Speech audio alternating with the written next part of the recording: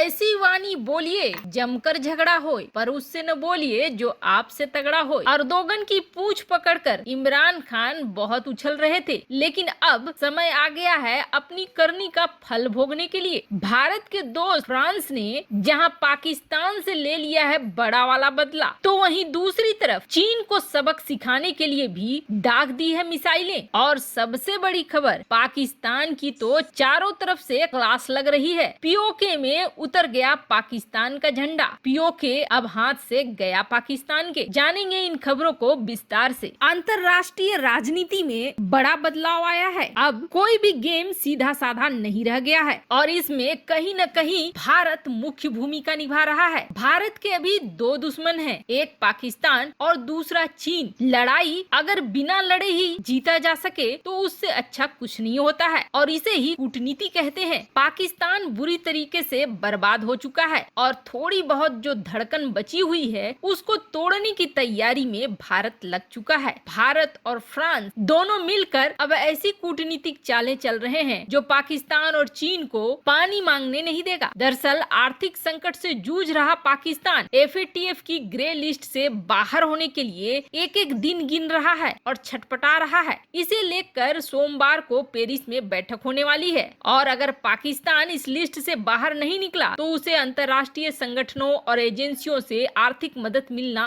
और मुश्किल हो जाएगा। हालांकि बड़ी संभावना है कि उसे ग्रे लिस्ट में ही रहना पड़ेगा और इसके पीछे जो वजह आ रही है वह है आतंकी फंडिंग रोकने में नाकामयाबी। लेकिन इससे भी बड़ी वजह यह है जो हाल फिलहाल में अर्दोगन के पीछे पीछे चलते हुए पाकिस्तान ने करा था। एक कार्टून पर विवाद पाकिस्तान को बहुत महंगा पड़ेगा। दरअसल पेरिस में सीनियर पाकिस्तानी पत्रकार ने डॉन अखबार में लिखा है कि कुछ यूरोपीय देश खास करके फ्रांस ने एफएटीएफ को सलाह दी है कि पाकिस्तान को ग्रे लिस्ट में ही रखा जाए। उनका कहना है कि इस्लामाबाद ने सभी पॉइंट्स पर पूरी तरीके से काम ही नहीं किया है और दूसरे देश फ्रांस का समर्थन कर रहे हैं। उनका भी ये कहना है कि पाकिस्तान को ग्रे लिस्ट में ही रखा जाए। खान का कहना है कि दरअसल फ्रांस पैगंबर कार्टून के मुद्दे पर पाकिस्तान ने जिस तरह से किया था उससे नाखुश है और उसी का बदला ले रहा है। वैसे आपको बता दें, पाकिस्तान ने पेरिस में अपने स्थानीय राजदूत को नियुक्त भी नहीं किया है और दोनों देशों के बीच कूटनीतिक और आर्थिक संबंध भी सही नहीं है। फ्रांस की शार्ली एब्दो मैगजीन में छपे पैगंबर मोहम्मद के कार्टून को लेकर पाकिस्तान सहित दूसरे मुस्लिम देशों में काफी विरोध हुआ था। इसी विवाद में इमरान खान कूद पड़े थे और पाकिस्तानी पीएम ने कहा था कि फ्रांस के राष्ट्रपति इमैनुअल मैक्रोन जानबूझकर अपने नागरिकों समेत मुस्लिमों को भड़का रहे हैं। उन्होंने ट्वीट किया था कि यह दुर्भाग्यपूर्ण है। उन्होंने यानी मैक्रोन ने इस्लामोफोबिया को बढ़ावा देने का रास्ता चुना, तभी तो आतंकवादियों पर हमला करने के बजाय इस्लाम पर हमला किया। आतंकवादी चाहे वह मुसलमान हो, श्वेत हो,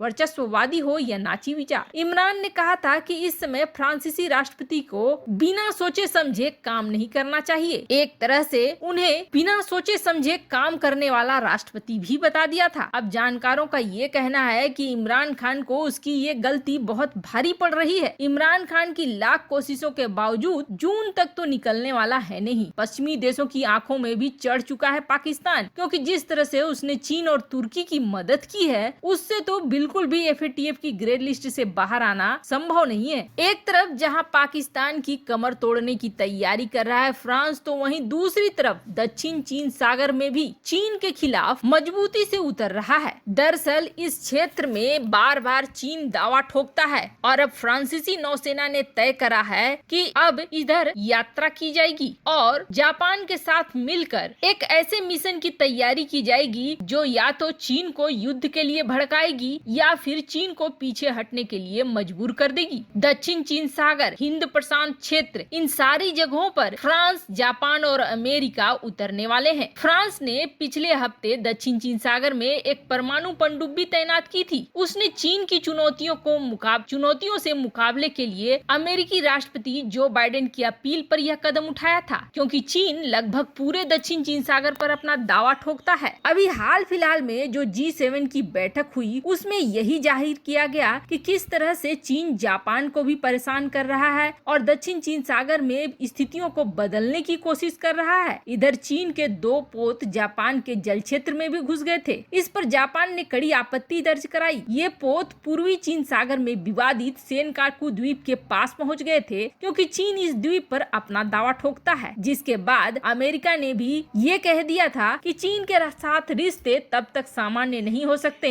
जब तक दक्षिण चीन सागर, हांगकांग, हिंद प्रशांत क्षेत्र के विवादित मुद्दे खत्म नहीं किए जाएंगे। और हालांकि चीन इन मुद्दों को खत्म करने वाला है नहीं, पर हाँ इतना जरूर है कि जापान, अमेरिका, फ्रांस अब सीधे मिसाइलों को दाग कर युद्धाभ्यास करके चीन को उकसा रहे हैं लड़ने के लिए। और चीन अगर इस वक्त लड़ने के लिए आता है तो नक्शे से मिट ही जाएगा, क्योंकि जिस तरह के हालात चीन के अंदर और बाहर दिख रहे हैं उससे तो ऐसा ही लग रहा है। वहीं दूसरी तरफ कंगाल होते पाकिस्तान की मुसीबतें कम नहीं हो रही है। जहां एफएटीएफ के द्वारा उस पर शिकंजा कसा जा रहा है तो उसे अब डर लगने लगा है भारत से, और भारत से इस बात का डर लगने लगा है कि चीन ने उसका साथ छोड़ दिया है। और अब जो वो दो फ्रंट की लड़ाई के सपने देखा करता था और चीन के बल पर भारत को हराने के सपने देखा करता था, उन सब पर बाल्टी भर के पानी फिर गया है। अब तो पाकिस्तान के हाथ से पीओके जाने का डर उसके चेहरे पर भी दिखने लगा है। और वहीं पीओके में भी बसे लोगों को अब एक उम्मीद की किरण जगी है। दरअसल पीओके के लोग अब खुलेआम पाकिस्तानी झंडे के खिलाफ हो गए हैं। कुछ ही दिनों पहले तनवीर अहमद नाम के